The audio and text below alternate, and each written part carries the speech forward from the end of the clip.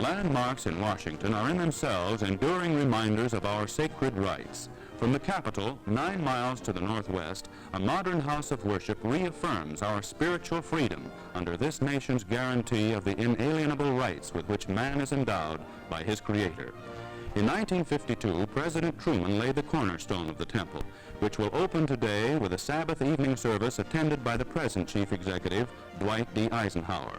He is greeted by Dr. Norman Gerstenfeld, spiritual leader of the Washington Hebrew congregation. Founded in 1852, it is the only Hebrew congregation which operates under a charter granted by the Congress.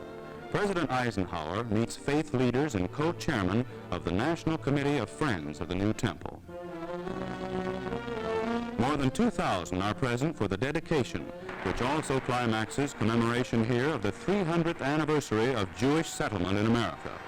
The President says there is nothing unique nor particularly extraordinary about his attending a religious service of another faith. Discussing the religious rights enjoyed in this country, he also stresses their protection. These rights, then, come not because we have emigrated to this great and glorious land, crowded with God's resources, not because we have been more fortunate than our brethren elsewhere, but because each is a child of God. And any true American must recognize in another American those rights endowed by God, because if he doesn't, he is not true to the concepts of the men who wrote the Declaration of Independence. It is not enough to know that God gave those rights to you and to your neighbor. It is well to remember this also.